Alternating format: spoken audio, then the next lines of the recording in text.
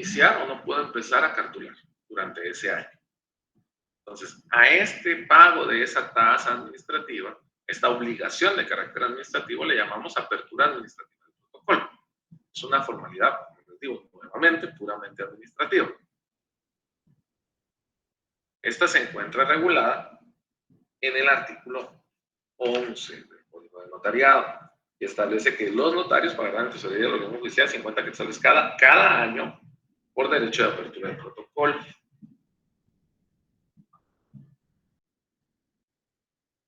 Esto es cada año. Una vez hecho esto, yo ya puedo empezar a elaborar instrumentos públicos. Y de conformidad con el artículo 12 del Código de Notariado, el protocolo se abre con el primer instrumento que el notario autoriza, el que principiará en la primera línea del pliego inicial o de la hoja inicial del protocolo. A esta actividad, este acto de empezar a redactar mi primer instrumento público del año, empezando evidentemente por lógica en la primera línea de la primera hoja que voy a utilizar durante ese año, se le denomina apertura legal del protocolo, y es la apertura en regla del protocolo. La anterior, la apertura administrativa, es más bien un pago de derecho de apertura, más que una apertura como tal. Pero sin esa no puedo empezar o no puedo realizar la apertura legal del mismo, es decir, no puedo elaborar mis instrumentos porque no me van a surtir efectos porque no tengo el derecho de hacerlo aún. Entonces, este derecho ya adquirido me da la oportunidad de elaborar mis instrumentos, redactarlos. La redacción de mi primer instrumento, la cual empieza en la primera línea de la primera hoja del primer instrumento que hago cada año, se denomina apertura legal del protocolo y está regulada en el artículo 12 del Código de Notariado. ¿En qué momento se puede hacer? Pues se puede hacer a partir del 1 de enero, si tengo yo un instrumento público que elaborar, hasta el 31 de diciembre, antes de mi razón de cierre.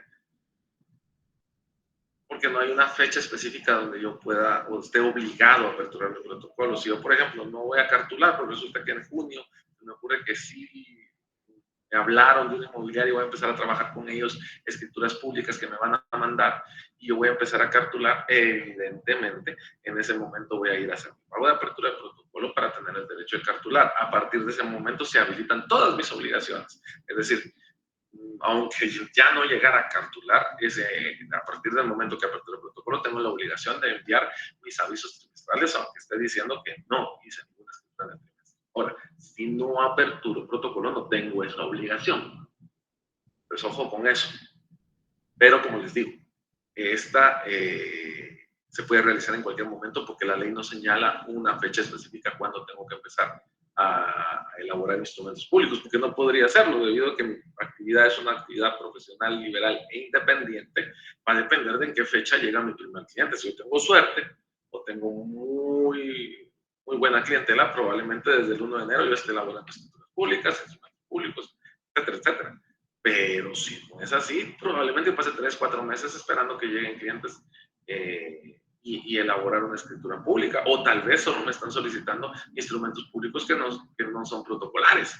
Entonces, en ese sentido, va a depender la fecha, pero lo que sí tengo que hacer obligadamente es el pago de apertura de protocolo y, como ya les dije, por lógica, empezar en la primera hoja de mi protocolo, en la primera línea con el primer instrumento. Habiendo visto eso, se recuerdan que platicamos sobre las formalidades específicas para elaborar el protocolo. Yo les decía que estas formalidades son importantes porque en caso de incumplir con alguna de estas formalidades establecidas en la propia ley, incurrimos en responsabilidad, y al momento de que se haga una revisión o una inspección de nuestro protocolo, se va a identificar el problema y muy probablemente si violentamos alguno de estos principios, alguno de estos requisitos, se nos va a exigir que hagamos una enmienda de protocolo. La enmienda de protocolo se da cuando incumplimos alguna de las formalidades de elaboración del protocolo, incluida la redacción de los instrumentos, la forma de redacción de los instrumentos públicos del protocolo.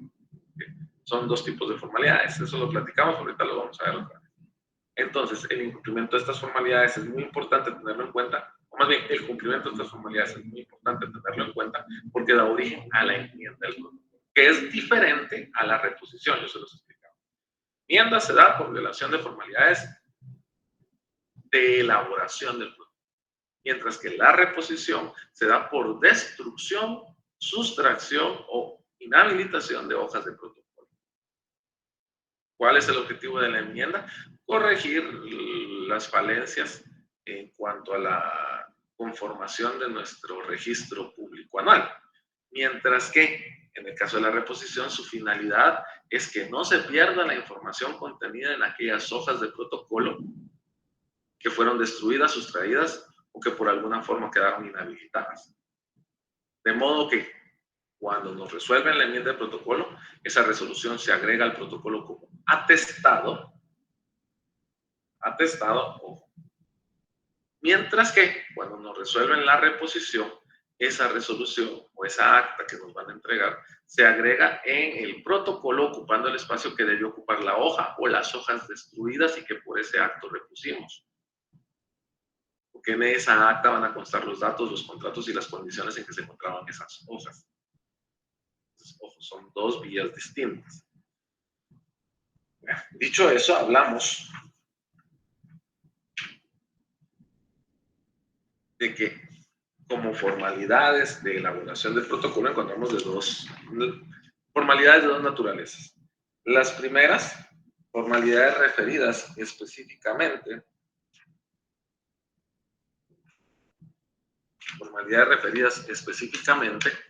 a la conformación del protocolo y formalidades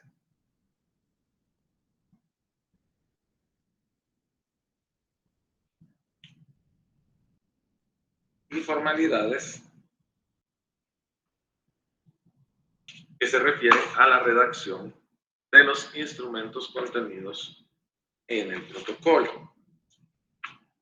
En ese sentido, encontramos 10 formalidades referentes a la elaboración o la conformación más bien del protocolo. La primera, la obligación de realizar la apertura administrativa del protocolo. La primera es la obligación de realizar la apertura administrativa del protocolo, que era lo que hemos platicado hace un momento. La segunda, referente a que el protocolo debe estar elaborado o cada uno de sus instrumentos deben elaborarse en hojas de papel sellado especial para protocolos.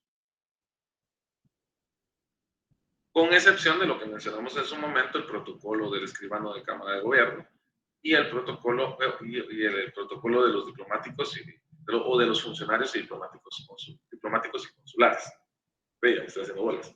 El protocolo de los funcionarios diplomáticos y consulares, que lo pueden hacer en hojas de papel de lino similar, que en todo caso es hojas de papel bond, toda vez que en la ley de papel sellado especial, del impuesto de papel sellado, del impuesto de timbres fiscales y papel sellado especial para protocolos, se estableció que cuando se habla de papel de lino similar o papel español de cualquier valor, entenderemos que se refieren a hojas de papel simple. Entonces, encontramos que estos son los únicos casos de excepción en donde el protocolo no necesariamente va a estar elaborado en hojas de papel sellado especial para protocolo. La tercera formalidad, evidentemente, como veníamos y por el mismo orden lógico, se paga la apertura, se consigue el papel sellado especial para protocolo para elaborar los instrumentos ahí, se elabora el primer instrumento, es decir, la apertura legal del protocolo. Del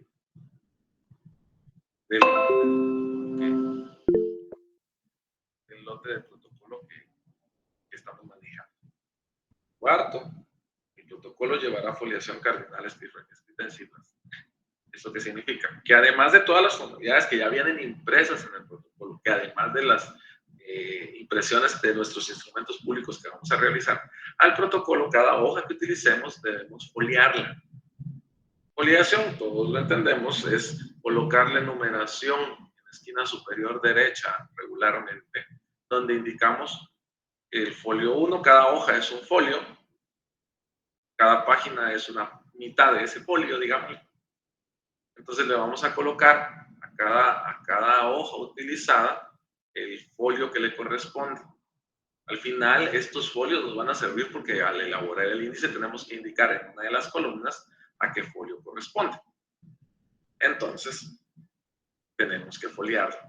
Y esta foliación debe ser cardinal, escrita en cifras. Si bien es cierto, hay quienes lo hacen en letras y eso no va a afectar en términos generales o va a generar un problema que requiera una enmienda, el protocolo como tal, la norma es clara, señalar que son foliación cardinal, escrita en cifras.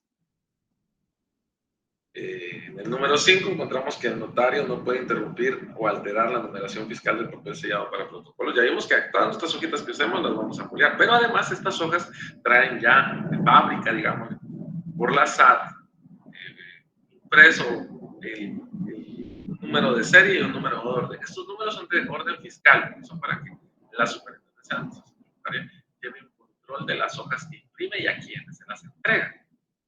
Estas van en orden. Cuando nos entreguen nuestros folios, nuestros paquetes, debemos revisar en nuestro formulario que efectivamente nos hayan entregado las hojas que corresponden, que no nos hayan dado hojas de menos o que se hayan saltado el folio, porque eso va a significar un problema para nosotros porque en determinado momento, si no nos entregan correctamente las hojas, vamos a tener que elaborar o solicitar una enmienda de protocolo para hacer constar que el salto en la foliación o en el número fiscal de las hojas que nos entregó la SAT no corresponde a nuestra responsabilidad, pero siempre revisen cuando ustedes compren lotes de publicidad especial para protocolos que efectivamente les hayan dado el lote completo, que no se hayan saltado ninguna numeración o que no hayan equivocado o mezclado las numeraciones.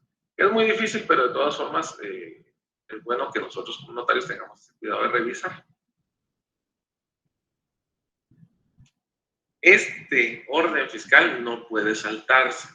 ¿Eso qué quiere decir eso? Por ejemplo, si a mí me dan un lote de hojas de papel sellado especial para protocolo que tiene el número de serie fiscal 1000 y yo empiezo en ese, esa es mi primera escritura, la empiezo en ese número de serie 1000. Mi segunda hoja utilizable es el 1001. Mi tercera hoja utilizable es el 1002. Mi cuarta hoja utilizable es el 1003. Pero si yo me equivoco y mi cuarta hoja utilizable, en lugar de utilizar el 1003, me la salto porque sin querer había sacado esa hoja, no me di cuenta, metí la que no era, imprimí donde no era, metí el 1004, alteré el correlativo de mis hojas de protocolo, es decir, la numeración fiscal de mis hojas de protocolo. En ese sentido, tengo la obligación de verificar antes de elaborar el instrumento que no me lo salte, porque si no me doy cuenta y llego y me revisan, voy a tener una alteración en la numeración fiscal de las hojas de protocolo y voy a tener que solicitar una enmienda de protocolo para no incurrir en una responsabilidad. Eso es el quinto o la quinta formalidad esencial para la conformación del protocolo. En cuanto a la sexta formalidad, nos referimos a que en el protocolo no deben dejarse espacios en blanco que permitan intercalaciones. Es por lógica. Si dejamos un espacio en blanco, es muy sencillo que en cualquier momento pueda alterarse. Y si la razón de ser del protocolo es que no se modifique arbitrariamente, tenemos que evitar al máximo que esta situación o circunstancia ocurra. En ese sentido, cuando haya espacios entre o hayamos dejado espacios que permitan intercalaciones en nuestros instrumentos públicos, los debemos llenar con una línea. También aquellos que dejemos entre instrumento e instrumento. Es decir, resulta que dejé como 5 líneas entre el instrumento 2 y el instrumento 3. Esas las debo llenar con una línea, aunque cuando pase a revisión me van a decir que esa es una mala técnica de notariado, porque deben ir inmediatamente después de las firmas, debe ir el siguiente instrumento. Pero supongamos que así pasó, entonces si así llegara a pasar, pues lo tengo que llenar con una línea. Ahora, se da el caso cuando sin querer imprimimos, no en la primera línea, sino que imprimimos en la línea 3 de nuestra primera hoja de protocolo. Quiere decir que dejamos un espacio antes de nuestros instrumentos, pero no está entre instrumentos. O cuando dejamos un espacio entre el último instrumento y el cierre del protocolo. O cuando, habiendo hecho el cierre, nos quedó un espacio después del cierre. En ese sentido, la costumbre ha sido llenarlo, anularlo con una línea, que si bien es cierto, nos van a indicar en el archivo general de protocolos que no es la forma técnica de realizarlo, tampoco está sancionado de cierta forma y por lo menos garantiza la no utilización o que sea de dichas líneas o que sea imposible intercalar información en dichas líneas. Entonces, ojo con eso, sería la sexta formalidad. La séptima formalidad se refiere al cierre del protocolo. ¿Qué es el cierre del protocolo? Pues es el momento en el que ya no voy a cartular, ya sea porque yo ya no quiero, porque yo ya no puedo, o porque se llegó el 31 de diciembre, terminó el año dentro del cual estoy llevando el registro. En ese sentido, al terminar, lo que tengo que hacer es después, inmediatamente después del siguiente instrumento,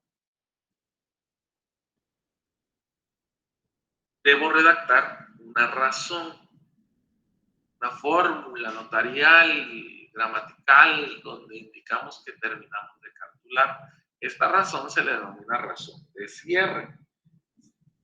¿Qué debe contener? Debe contener la fecha, el número de instrumentos autorizados.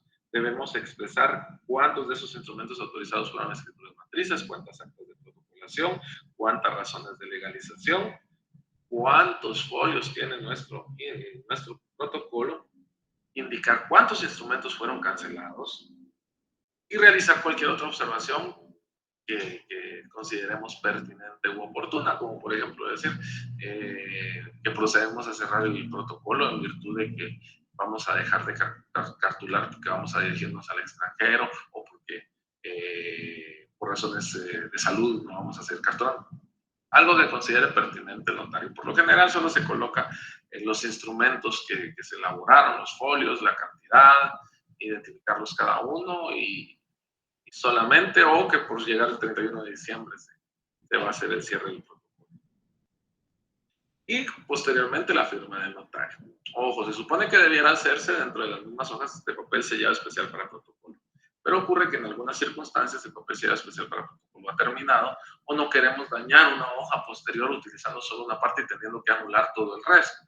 El Archivo General de Protocolos ha sido del criterio de aceptar que se pueda llevar o realizar dentro de una hoja de papel bond inmediatamente después del último instrumento.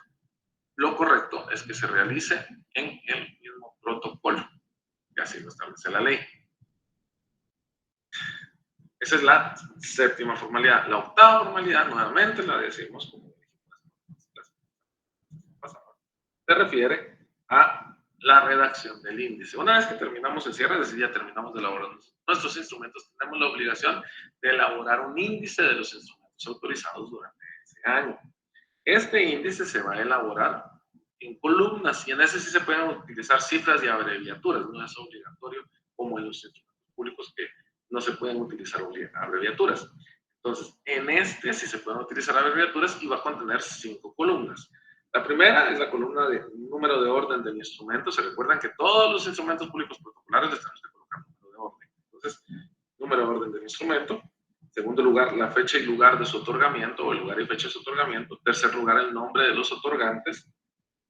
Tercer lugar, el objeto del instrumento. Y en cuarto lugar, el folio en que principia. Y quinto lugar, perdón, el folio en que principia. Entonces, para poner un ejemplo, una columna va a decir número de orden, otra va a decir lugar y fecha de su otorgamiento, otra va a decir nombres de los contratantes o de los comparecientes o de los contribuyentes o de los otorgantes. La siguiente va a decir objeto del contrato. La siguiente va a decir folio en que principia. Objeto del instrumento y la siguiente va a decir folio en que principia. ¿Cómo quedaría? Por ejemplo, 01, Guatemala, 22 de febrero de 2024. Luis Fernando González, vendedor. Amelia López, compradora. Compraventa de siguiente columna, compraventa de bien inmueble urbano. Última columna, folio 7. O folio, por ejemplo, si quedó en la parte de atrás de un folio, folio 7 vuelta, 7B, 7 reversa. A veces ponen 7R, para que se sepa que quedó en el folio 7, es decir, la hoja número 7 de los que nosotros ya foliamos, pero en la parte de atrás. Porque no siempre vamos a tener los instrumentos empezando siempre en la primera línea de cada hoja. A veces nos van a quedar en medio, a veces nos van a quedar atrás, arriba. Entonces, ¿cómo se identifica cuando quedan en la parte reversa de la hoja? Pues folio 7, 7B, que sería 7 vuelta, o 7R, que sería 7 reversa. Como novena formalidad, platicábamos en aquel momento que después de hacer esto, porque una vez hecho el índice, tenemos que hacer el testimonio del índice, eso ya lo veremos más a profundidad en el siguiente curso. No hemos terminado, porque tenemos que agregar todos, o sea, después de eso es ya donde adjuntamos nuestros atestados. Lo ideal es que si son atestados pequeñitos, agarremos hojas del mismo tamaño de las hojas de papel simple, porque los atestados no se pegan en hojas de papel sellado especial para protocolos, porque esas hojas no son para eso, solo están gastando dinero por gusto y es completamente antitécnico. Ustedes en hojas de papel bond, así simples, ustedes van a agarrar todos esos atestados pequeñitos y los van a ir pegando ahí. Me refiero a avisos de trimestrales, avisos de testimonio especial, etcétera, etcétera. Sus hojas sus formularios de apertura del protocolo, los formularios de compra de papel sellado especial para protocolo, los formularios de compra de timbres fiscales, si los tienen o lo realizan también ahí en el mismo formulario de papel sellado especial para protocolo, los avisos que remitan a DICABI o la copia de los avisos que remitan a DICABI, aunque estos no son obligatorios, pero si colocan los avisos a DICABI, sin que sean obligatorios, pero les falta alguno, entonces les van a exigir que pongan todos. Entonces, si no los tienen todos, no los coloquen si no son obligatorios. Pues todos estos atestados ustedes los van a colocar. Habiendo terminado todo eso, ya lo tienen listo. Ahí está su protocolo armado. Todo completito. ¿Qué es lo siguiente? Hay que empastarlo. Tienen 30 días a partir del cierre para empastar su protocolo. Esa es la 10ª obligación o formalidad de conformación del protocolo. Después de haber hecho todo esto, tienen 30 días para empastar el protocolo. Consejo, empástenlo mediante tornillos, para efectos de que si hay alguna revisión de su protocolo que requiera que retiren o coloquen algún atestado que les hacía falta para corregir algún error que a ustedes se les pasó por alto, no se les dé la dificultad de que se puedan terminar dañando las hojas del protocolo y tengan que estar pidiendo reposición del protocolo porque al momento de quitarle el empastado se rompieron, o se dañaron, o se mancharon. Entonces, esa sería, pues esas son las 10 formalidades. Ustedes dirán, pero el dictato que nos dijo ahorita, ¿y esto dónde lo dice? ¿Cuál es el fundamento legal de las formalidades esenciales para la elaboración del protocolo? Ese lo encontramos en el artículo 13 del Código de Notariado.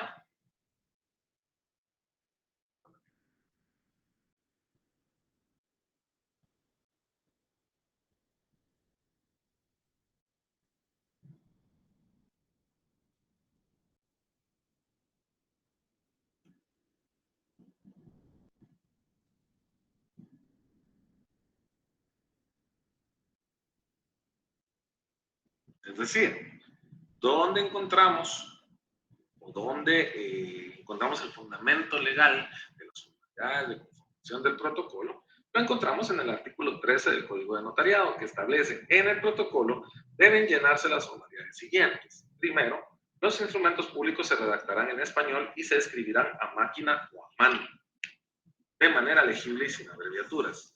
Dos, los instrumentos llevarán numeración cardinal y se escribirán uno a continuación de otro, por riguroso orden de fechas y dejando de instrumento a instrumento solo el espacio necesario para firmas.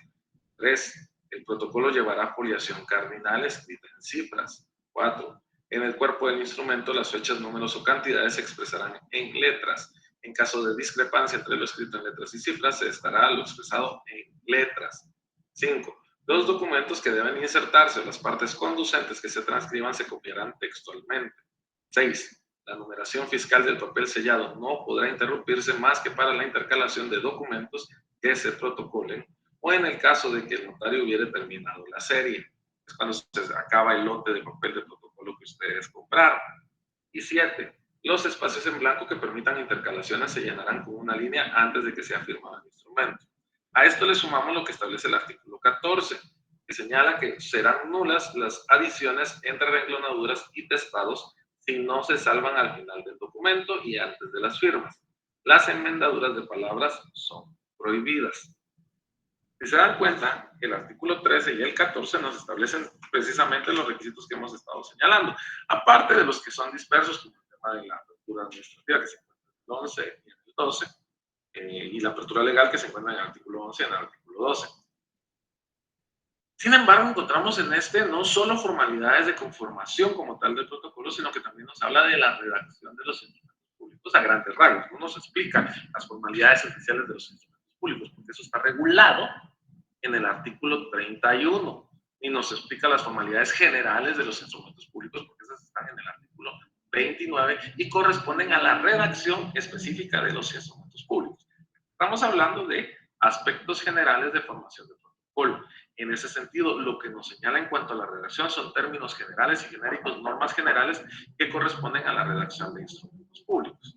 A partir de ahí, encontramos entonces lo que les decía. Tenemos formalidades que son de conformación de instrumentos públicos y formalidades que corresponden a la redacción de los instrumentos públicos dentro de ese protocolo. Las formalidades que se refieren a la forma en que deben redactarse en el protocolo los instrumentos públicos están reguladas principalmente en los artículos 13 y 14 del Código de Notariado, que ya leímos tal y como quedaron explicadas en ese momento, pero se refieren a lo siguiente, puestos en términos más sencillos, no solo la simple redacción del artículo, y extraídas de ellas y separadas de las que ya vimos que son formalidades de conformación del instrumento público. En primer lugar, los instrumentos deben redactarse en español y escribirse a máquina o a mano. Cuando hablamos de máquina o a mano, recuérdense la época en que se elaboró el instrumento, que se elaboró el código de notariado. No estábamos pensando en computadoras, pero las computadoras también son máquinas y las impresoras son máquinas. Entonces, vamos a redactarlos en computadora e imprimirlos por medio de impresoras y el archivo queda en formato digital. De manera legible y sin abreviaturas. En un instrumento público no se colocan abreviaturas. Y si ustedes van a usar a colocar abreviaturas, primero deben haber puesto el término completo, aunque lo recomendable es que no coloquen abreviaturas. Pero se van a encontrar escrituras, entonces para que ustedes no tengan duda de por qué se hizo eso, si eso invalida mi instrumento o algo. No, si ustedes van a colocar una abreviatura, muy bien, pero ustedes tienen que colocar el dato completo, por ejemplo, sociedad anónima. Tienen que colocar el dato sociedad anónima y después, si quieren, entre paréntesis, colocar el nombre de la empresa, SA con abreviatura. Ahí sí es válido, no les va a generar ningún problema la redacción. Pero si ustedes tratan de colocar LIC, DR para decir doctor, UD para decir usted, cuestiones así, no es válido. ¿Por qué? Porque es una de las formalidades esenciales cuando están elaborando el protocolo, la redacción de los instrumentos sin abreviaturas. Número 2. Los instrumentos públicos deben llevar numeración cardinal y se escribirán uno a continuación de otro. Recuerdan que les dije, todos los instrumentos públicos principales, es decir, los que se elaboran en hojas de papel sellado especial para protocolo, deben contar con un número de orden. Lo primero que van a colocar ustedes en escrituras públicas, que ya lo verán, cualquier instrumento que vayan a protocolo, ya lo verán en las formalidades esenciales de los instrumentos públicos, que lo vimos además en el artículo 29, en las sesiones anteriores del segundo parcial, señala que todos los instrumentos llevan número de orden. Entonces ustedes van a colocar número de orden 1, después de terminar esa escritura, la siguiente escritura va a tener número de orden 2, etcétera, etcétera. Que es una regulación del artículo 13 del Código de Notariado, que vayan en orden cronológico correlativo todos los instrumentos públicos. Ese número de orden que les estoy mencionando es distinto a la serie y número de orden fiscal que ya viene impresa en las hojas de publicidad de protocolos. Y además, es distinto al número de folio que le corresponde a cada hoja. Al igual que esto no puede alterarse ni saltarse. Si se dan cuenta, es un cruce completo de documentación para que no se puedan incorporar o sacar hojas subrepticiamente de los protocolos, porque se notaría en el número de orden de los instrumentos, en el número de registro fiscal de las hojas o en el número de folio que le debemos colocar. Entonces, no todos los instrumentos públicos deben llevar numeración cardinal y se escribirán uno a continuación de otro, por riguroso orden cronológico y dejando entre ellos solo el espacio necesario para las firmas. Que era lo que decíamos, ¿no? en las formalidades anteriores que estábamos viendo, que son las de conformación. No podemos dejar espacios que permitan intercalaciones. Número 3. En el cuerpo de los instrumentos públicos, las fechas, números o cantidades se expresarán en letras y números. En caso de discrepancias, estará lo expresado en letras. 4. Yo creo que eso no requiere mucho dato, pero si hay discrepancia entre lo que pusieron 100 y en el otro, y entre bien números pusieron 1000, vamos a comprender que es 100 porque el código resuelve ese problema diciendo estén a lo que se dijo en letras. 4. Los documentos que deban insertarse o las partes conducentes que se transcriban se copiarán textualmente. Es decir, si yo voy a dejar constancia de una resolución judicial, de un documento, etcétera, etcétera, yo lo voy a copiar literal, no lo voy a parafrasear, no, lo voy a copiar literal indicando cada uno de los datos que lleva ese documento. Y 5. Las adiciones entre reenclonaduras y testados, ojo, este es el fundamento, deben salvarse al final del instrumento y antes de las firmas. Caso contrario, serán nulas. Las enmendaduras de palabras son prohibidas. ¿Qué quiere decir? Que si yo me equivoqué y no he firmado las partes, pero no quiero volver a imprimir el documento, puedo, colocando una línea encima de la palabra y colocando sobre esta la palabra que corresponde, entre dos guiones, puedo hacer constar en la última línea del instrumento dicha corrección. ¿Cómo lo hago? La fórmula que se ha utilizado por costumbre, porque la ley, si se dan cuenta, el artículo 14 no señala ninguna fórmula especial para realizarlo. Por costumbre ha sido que identifico testado, es decir, para que se den cuenta que a partir de ahí estoy testando algún error que corregí en el instrumento. Entonces coloco testado, punto, la palabra que corregí, supongamos que era Guatemala. Entonces, Guatem. Entonces, testado.guatem. Punto, omítase, porque es la palabra que estoy borrando. Punto. Entre líneas, ¿por qué? Porque arriba de esa palabra, entre la línea anterior y esa línea donde estaba la palabra, coloqué la palabra que corresponde. Y la coloqué entre guiones, es decir, entre líneas, ya sea guiones o hay quienes lo ponen entre la línea diagonal, entre diagonales. Es válido cualquiera de las dos. Coloqué entre esas líneas, coloqué la palabra correcta, puse Guatemala. Entonces, entre líneas, punto, la palabra que puse, Guatemala, punto, léase, punto. Ese es el formato estándar de testado que se maneja por costumbre en Guatemala. Pero si no se hace así, tampoco es que esté mal. Lo que nos pide la ley es que se salve cualquier error al final del instrumento y antes de que se firme. Por ejemplo, si a mí se me hubiera ocurrido poner razón, resulta ser que por error coloqué la palabra Guatem cuando en realidad la palabra correcta es Guatemala, tal como consta en la línea 14 de la presente hoja del protocolo. Por lo que solicito que se tenga en cuenta que la palabra correcta es Guatemala. Punto, doy fe.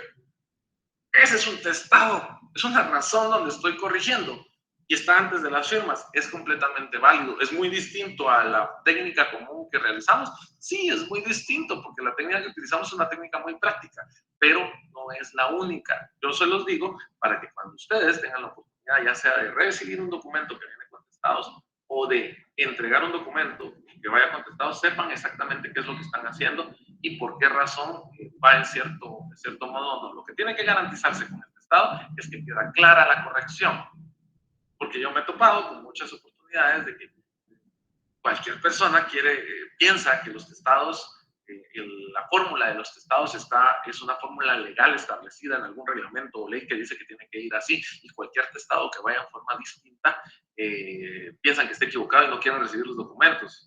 Válgame Dios, en una entidad administrativa tienen la obligación de recibirlos y remitirlos a donde corresponda o rechazarlos después de haberlos leído. Pero se los menciono precisamente por eso, porque eso hay que irlo corrigiendo. Y los testados no tienen un fundamento legal de redacción, tienen un fundamento legal de existencia. Artículo 14, que señala que existen. De hecho, menciona no solo testados entre reguladores, pero en término testado nosotros incluimos a toda corrección que se realiza en el cuerpo del instrumento. Pero no tiene una fórmula específica de realizar. Podría hacerlo al revés, podría decir testado, Guatemala.léase entre líneas, testado entre líneas, Guatemala.léase, Guatem, omítase. Tiene la misma validez porque es la misma certeza, la misma precisión, pero no está hecho igual. Entonces, esa forma de redactarlo no lo tiene. Y es importante que lo sepamos porque puede llegar algún momento en que nos equivoquemos en el propio testado. ¿Qué pasa si nos confundimos en el propio testado? Tenemos que testar el testado. ¿Y cómo hacemos eso si ya son varios testados? Entonces, lo que tenemos que buscar es una forma correcta de corregir que sea práctica. Y eso en los casos en que no podamos volver a elaborar el instrumento, porque si podemos volver a elaborar el instrumento, ya es mucho la corrección que vamos a hacer, es mejor volverlo a imprimir. Pero si por alguna razón no lo podemos hacer, entonces tenemos que buscar una fórmula que nos permita dejar en claro cuál es la redacción correcta del instrumento. Pero si el funcionario, que en este caso podría ser cualquiera de ustedes, no conoce o desconoce o es ignorante respecto a las fórmulas para redactar los testados, pueden entrar en conflictos, en problemas que a veces son subsanables en ese momento. Tienen o implican pérdidas de tiempo, problemas con los clientes, retraso en aspectos de trámite de los documentos. Entonces, ojo, tenemos que tener en cuenta eso. Los testados son todas esas correcciones que realizamos en el cuerpo del instrumento. No tienen una fórmula legal, una fórmula gramatical establecida legalmente. Por práctica y costumbre se ha utilizado la forma que ya les expliqué, que todos conocemos.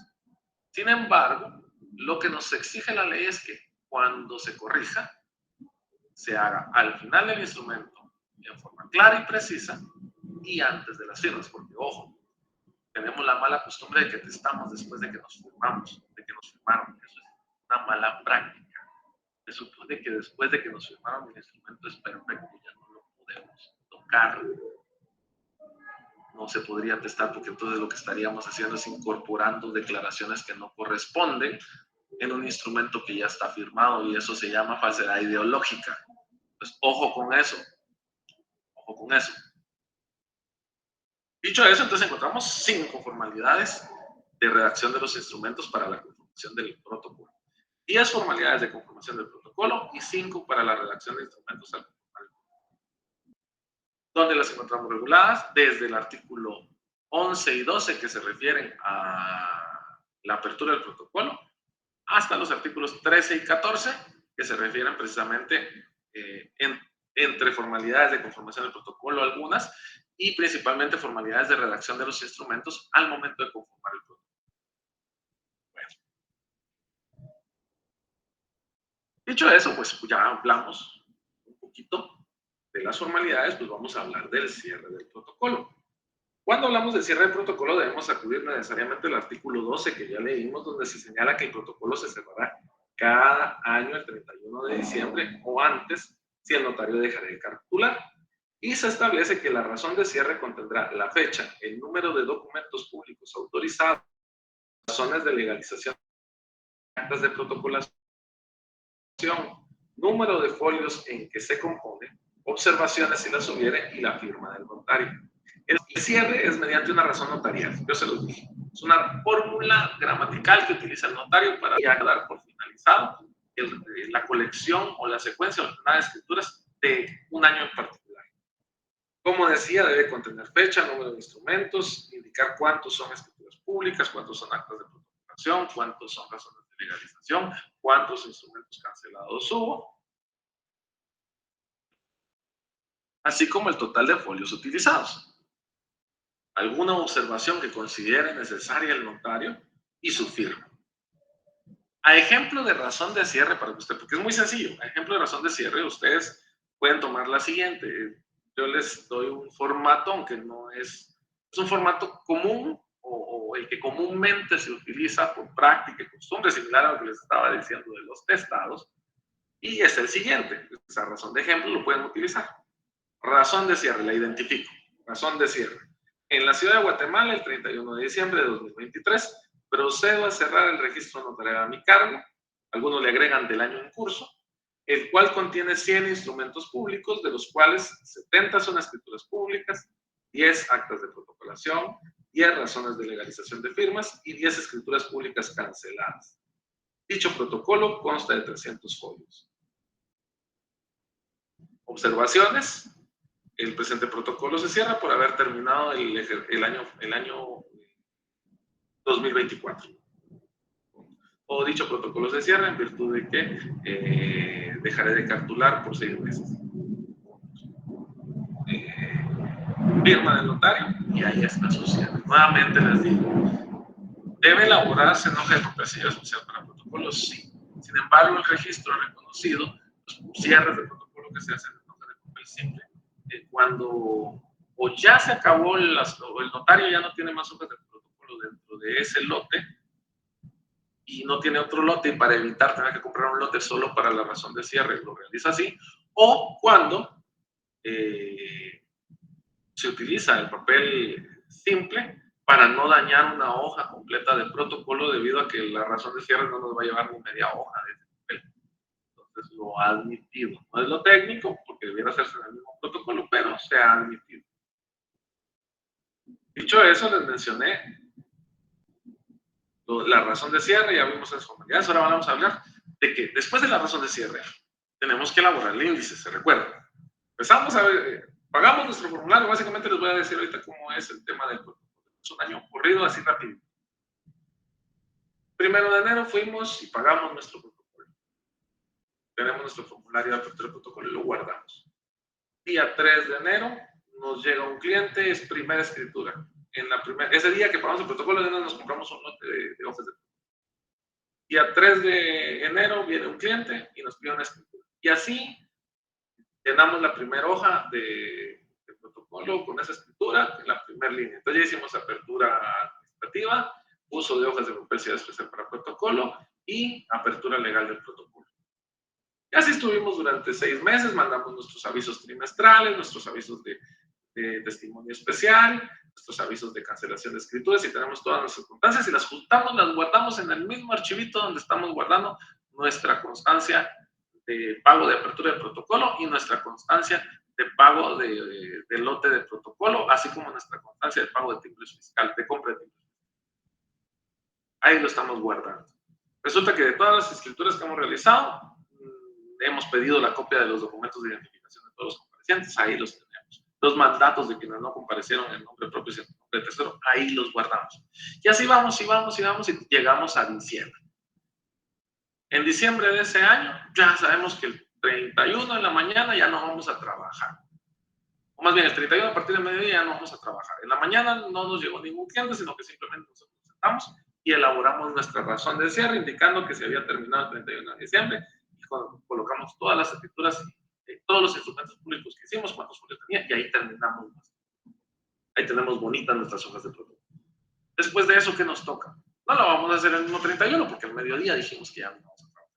Lo vamos a hacer en enero, el 2 o 3 de enero. Nos sentamos y ¿qué nos toca? Hacer o elaborar el índice del protocolo. De conformidad con el artículo 15 del Código de Notariado, el índice del protocolo se extiende en papel sellado del mismo valor del empleado en él. Se supone que tendría que ser en hoja de papel sellado especial para protocolo. Ojo. Y contendrá en columnas separadas: 1, número de orden de los del instrumento; 2, el lugar y la fecha de su otorgamiento; 3, los nombres de los otorgantes; 4, el objeto del instrumento; y 5, el folio en que principia. En este índice sí se pueden utilizar abreviaturas para que nos quepan las columnas y no nos salga tan enorme. Al igual que en el caso del cierre, se ha admitido que se haga en hoja de papel simple, aunque mi criterio es que debiese hacerse en hoja de papel. Pero ha sido admitido. Yo cumplo con decirles que ha sido admitido. El artículo 16 del mismo Código de Notariado señala que el índice de protocolo irá fechado y firmado por el notario, y antes de suscribirlo podrá hacer las observaciones pertinentes. Nuevamente, ¿qué columnas debe tener el índice de protocolo? 1, número de orden del instrumento; 2, lugar y fecha de su otorgamiento; 3, nombres de los otorgantes; 4, objeto del instrumento; y 5, el folio que principia. Posteriormente, una ligera razón y la firma del notario. Ese es el índice. En el folleto que les voy a adjuntar para que ustedes lo tengan, va un modelo de índice de protocolo que puedan ustedes utilizar o tomar como base, o pueden buscar cualquier otro folleto que ustedes tengan a la mano. Entonces, dicho eso, vamos a pasar a la siguiente punto, que corresponde a los atestados. O sea, ya hicimos el índice, ya lo tenemos listo, todo está bonito, ya va junto. Entonces tenemos todo en orden nuestro protocolo. protocolo, con su cierre, con su índice. ¿Y qué es lo que toca posteriormente a eso? Pues evidentemente, lo siguiente que toca es adjuntar toda la documentación que hemos venido guardando en ese nuestro archivo, todas esas nuestras constancias. Eso se llaman atestados. Los atestados son los documentos que el notario agrega al final de su protocolo y que tienen relación con los instrumentos autorizados. ¿Cuál es el fundamento legal de los atestados? El artículo 17 del Código de Notariado. En el artículo 17 del Código de Notariado se establece que el notario agregará al final del tomo respectivo del protocolo los atestados referentes a los instrumentos que autorice, si no hubieran sido transcritos, y la constancia del pago a que se refiere el artículo 11 de esta ley. ¿Qué constancia es esa? La de la apertura de protocolo, la apertura administrativa del protocolo.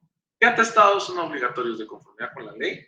Uno, el comprobante de pago de apertura del protocolo, regulado en los artículos 11 y 17 del Código de Notariado. Dos, la certificación del acta de enmienda del protocolo que les estaba mencionando, regulada en el artículo 96 del Código de Notariado. Tres, copia del acta de inventario que les mencioné también, regulada en el artículo 563 del Código Procesal Civil y Mercantil. Además, se debe agregar como atestado la constancia de entrega de testimonios especiales, regulada en el artículo 37 del Código de Notariado. La constancia de entrega de testimonio del índice, porque de ese índice que hicimos elaboramos un testimonio, es decir, una reproducción que remitimos al Archivo General de Protocolos. El formato de la reproducción ustedes lo van a entender en el siguiente curso cuando veamos la forma de reproducir instrumentos públicos, porque es el mismo método el que se utiliza. Pero de ese índice que hicimos hace un ratito, vamos a hacer un testimonio especial que se remite al Archivo General de Protocolos a efecto que lo resguarde. Pues esa constancia de entrega también es un atestado que vamos a anotar dentro del apartado de atestados de nuestro protocolo y se encuentra regulado en el artículo 92 del Código de Notariado. También copias de avisos a las direcciones de catastro y avalúo de bienes inmuebles, reunidos en los artículos 38 y 43 de la Ley del Impuesto sobre Inmuebles, la constancia de salud de los contrayentes en el patrimonio, regulada en el artículo 97 del Código Civil, y la copia del documento personal de identificación de los comparecientes, entre otros. Si el notario considera que hay otros documentos que es importante agregar, también lo puede hacer, no está limitado. Sin embargo, estos son los más comunes y los mínimos necesarios que solicita el Archivo General de Protocolos cuando hace una revisión de protocolo. Bueno, ya tenemos todo eso, ya lo ordenamos, lo pusimos en orden cronológico, no lo manden en desorden porque después es un problema cuando se está haciendo la revisión del protocolo, pero ya lo tenemos ahí listo. Hecho eso, ¿qué nos toca? La última obligación de formación del protocolo, la 10ª obligación, que es el empastado. Tenemos 30 días a partir del cierre para mandar a empastar los protocolos. Dentro de los 30 días siguientes al cierre del protocolo, el notario debe mandar a empastar su protocolo, establece la ley. Esto está regulado en el artículo 18 del Código de Notariado. Y con eso completamos. Consejo que les puedo dar yo nuevamente, empástelo mediante tornillos a efectos de que si les hacen una revisión de protocolo, ustedes puedan retirar las hojas que les soliciten retirar o agregar las que les pidan que agreguen. Dicho esto, vamos a hablar del depósito. ¿Se recuerdan que cuando les dije que en el caso de las hojas de papel selladas especial para protocolo, estas no pertenecen al Estado, no pertenecen al notario, pertenecen al Estado? El notario cuando paga, en realidad no está comprando protocolo. Lo que está haciendo es el pago de una tasa administrativa, o más bien, el pago de una carga fiscal, porque lo que está comprando son especies fiscales, que consiste o que le va a dar derecho a usar las especies fiscales, pero no son suyas. Él adquiere esas especies fiscales o ese derecho a usarlas en calidad de depositario. El notario no es propietario del protocolo, solamente su depositario de conformidad con la ley. El Código de Notariado lo establece, el fundamento de esto es el artículo 19 del Código de Notariado, que señala: el notario es depositario del protocolo y responsable de su conservación. Señala que el protocolo no puede ser extraído del poder de notarios en los casos previstos, sino en los casos previstos en la ley. Nuestra legislación, siguiendo el criterio uniforme de todas las legislaciones de los países que profesan el notariado latino, considera que el protocolo es propiedad pública estatal y no patrimonio notario. Este no es más que su depositario exclusivo y, por consiguiente, responsable de su conservación, tal y como lo indica el artículo 19 del Código de Notariado. Este depósito se lo confía el Estado como consecuencia de su función y de que no puede ser privado, sino en los casos que taxativamente establece la ley. Si el Estado ha concedido al notario el poder de dar fe, lógico es que le conceda la función protectora de los resultados objetivos del poder. El depositario del protocolo ha de ser en todo caso el notario, pues los particulares confían la custodia de sus documentos como garantía complementaria de autenticación al mismo sujeto que los autentica.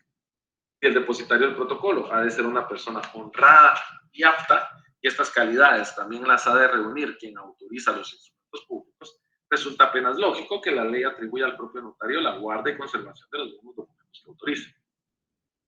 Se puede decir, en cuanto al tal particular, todas las legislaciones se hallan de acuerdo, y en lo único que se diferencian es respecto al tiempo de la custodia. En Guatemala, por regla general, el depósito y por consiguiente la custodia o guarda del protocolo le corresponden al notario por toda su vida profesional, como consecuencia de nuestro sistema de notariado libre, en virtud del cual puede ejercer el cargo en todo el territorio de la República. La vida profesional del notario guatemalteco puede terminar por dos causas. Ojo, una de tipo natural, que es por el fallecimiento del notario, y otra de tipo legal, consistente en la inhabilitación definitiva para ejercer. Además de los dos casos indicados anteriormente, se estipulan en el Código de Notariado otros dos en los que el notario, si bien se ve privado del depósito y custodia del protocolo, no lo es en forma definitiva, es decir, son temporales. En los casos anteriores eran definitivos, los casos que vamos a ver a continuación son temporales. Uno de ellos es el contenido del artículo 27 del Código de Notariado, que estipula que si el notario debe ausentarse del territorio nacional por más de un año, debe depositar su protocolo en el Archivo General de Protocolos mientras dure su ausencia. Eso es cuando es más de un año. El otro caso es cuando la pérdida temporal del depósito se produce derivada de que el notario ha sido inhabilitado y luego es rehabilitado de conformidad con el artículo 104 del Código de Notariado. En estos últimos casos, de acuerdo con el artículo 28 del mismo cuerpo legal, a requerimiento personal del notario le deberá ser devuelto el protocolo para su depósito y custodia, y al cesar la causa que, o más bien, al cesar la causa que motivó que fuera privado temporalmente de los. Entonces encontramos la primera. Cuando me voy a ausentar por más de un año del país, evidentemente yo no puedo llevar un protocolo, no voy a capturar. En ese sentido, entonces, le remito al Archivo General de Protocolos mi protocolo, el cual recupero cuando yo vuelvo al país. Dos, cuando soy inhabilitado, es decir, yo no voy a poder cartular porque se me aplicó una sanción por parte de la Corte Suprema de Justicia. Sin embargo, yo, utilizando lo que establece el artículo, o los medios que establece el artículo 104 del Código de Notariado, logro mi rehabilitación, es decir, recupero mi fuero como notario, entonces solicito que se me devuelva el protocolo a mi cargo porque ya puedo ejercer nuevamente. Por último, si la ausencia del notario del territorio nacional fuera menor de un año, que es otra causa temporal, deberá depositarlo en otro notario hábil. En los dos casos anteriores que acabamos de mencionar, que son diferentes a los dos casos de inhabilitación definitiva o de pérdida del depósito del protocolo de forma definitiva, y el cual queda bajo resguardo del Archivo General de Protocolos, encontramos que en estos casos que vamos a ver ahorita, cuando yo entrego el protocolo, lo entrego en forma temporal, pero a otro notario para que me lo devuelva cuando yo regrese. El primero de los casos, que es el que menciono, es cuando el notario va a salir del territorio nacional menos de un año. Es decir, bueno, voy 2 meses, entonces esos 2 meses le entrego mi protocolo a un notario que me colabora, a efecto de que si se necesita emitir alguna reproducción o algún testimonio, él esté facultado para realizarlo en su calidad de depositario de mi protocolo o depositario temporal de mi protocolo. Como les digo, solo puede extender, este notario que se queda encargado del protocolo por este tiempo, solo puede extender testimonio y suministrar los informes que le fueran requeridos en relación al protocolo, debiéndose dar el aviso correspondiente a la Corte Suprema de Justicia. Dicho eso, entonces encontramos que hay 3 clases, no de depósito, sino tal vez de pérdida del depósito temporal que el notario tiene, o más bien, pérdida del depósito del protocolo que tiene el notario en su calidad de custodio. Pérdida de la custodia del protocolo que tiene el notario en su calidad de depositario. Tal vez esta es la forma más adecuada, aunque en el folleto vienen identificadas como clases de depósito. La primera, depósito al Archivo General de Protocolos cuando el notario se ausenta del país, depósito a un notario que uno mismo identifica en su formulario de apertura de protocolo, ahí lo identifica. Si yo me voy del país, el protocolo mío le va a quedar a Juan. Esa es por ausencia menor de un año. Y se encuentra regulada en el artículo 27 del Código de Notariado, que establece, Si la ausencia del notario fuere por un plazo menor, lo depositará en otro notario hábil, debiéndose dar aviso firmado y sellado por ambos notarios al director del Archivo General de Protocolos en la capital. Este aviso se hace al mismo tiempo que aperturo mi protocolo. En ese formulario yo indico qué notario hábil va a ser el encargado de mi protocolo en caso tenga que salir del país. Y como se entrega en el Archivo General de Protocolos, se encuentra cubierto desde el momento de la apertura administrativa del protocolo. O a un juez de primera instancia el domicilio del notario cuando no lo tenga en el departamento de Guatemala, quien lo deberá remitir al Archivo General de Protocolos dentro del término de 8 días. El aviso indicará el nombre y dirección del notario en que quede depositado el protocolo. El notario depositario podrá extender testimonios y suministrar a quien no solicite los informes que le sean requeridos en relación al protocolo depositado. En segundo lugar, por ausencia mayor de un año, que era los que les mencionaba, que se deposita en el Archivo General de Protocolos. Esto también se encuentra regulado en el artículo 27 del Código de Notariado, solo que en el párrafo primero, que establece: el notario que tenga que ausentarse de la República por un término mayor de un año deberá entregar su protocolo al Archivo General de Protocolos en la capital y en los departamentos al juez de primera instancia, quien nos remitirá al referido archivo. En tercer lugar, por inhabilitación, que son los casos que les mencionaba cuando el notario ya no puede seguir ejerciendo, ya sea en forma definitiva o en forma temporal. Y esto se encuentra regulado en el artículo 26 del Código de Notariado. El artículo 26 establece: el notario que por cualquier causa quedara inhabilitado para cartular deberá entregar su protocolo al Archivo General de la capital y al juez de primera instancia en los departamentos, quien lo remitirá dentro de los 8 días siguientes al referido archivo. Número 4. Establece por entrega voluntaria, también regulado en el artículo 26 del Código de Notariado. Este caso se da porque también el notario podrá hacer entrega de su protocolo al Archivo General si así lo deseare. Es decir, yo ya no quiero seguir cartulando, les entrego el protocolo, quédense ustedes bajo custodia de él, se puede hacer también. Y número 5, por fallecimiento. Esto se encuentra regulado en los artículos 23 al 25 del Código de Notariado, los cuales establecen que los albaceas, herederos y o parientes y o cualquier otra persona que tuviera en su poder el protocolo de un notario fallecido, lo depositará dentro de los 30 días siguientes al fallecimiento en el Archivo General de Protocolos, si se encontrara en la capital, o dentro del mismo plazo en el juez de primera instancia o alcalde municipal si estuviera en una cabecera departamental o municipal. En estos casos, el juez de primera instancia o alcalde municipal lo remitirá dentro de los 8 días siguientes a su depósito al referido archivo. El artículo 24 continúa regulando que el registrador civil, ojo, y esto es importante, el registrador civil, al asentar la partida de defunción de un notario, si esta ocurriera en la capital, dará inmediatamente aviso al director del Archivo General de Protocolos y, si ocurriera en un departamento, al juez de primera instancia jurisdiccional, a efecto de que puedan, según el caso, exigir el cumplimiento del artículo anterior. Artículo 25. En caso de incumplimiento de la persona en cuyo poder esté el protocolo de un notario fallecido, el juez de primera instancia jurisdiccional, a requerimiento del director del Archivo General o de oficio, hará uso de los apremios legales hasta obtener la entrega. Y esas son las formas en que el depósito, o más bien en que la guarda o custodia, o más bien el resguardo y custodia del protocolo cambia de forma temporal o definitiva de un notario habilitado al Archivo General de Protocolos o a otro notario si la ausencia es temporal.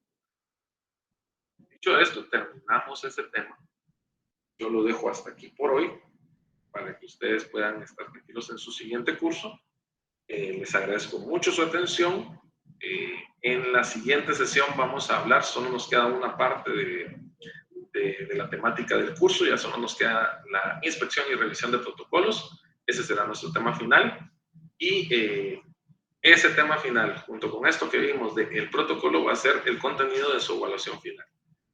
Les traslado más información el martes que los vea y que Dios los bendiga, que pasen muy feliz noche. Buenas noches, licenciado, se cuida. Buenas noches, licenciado.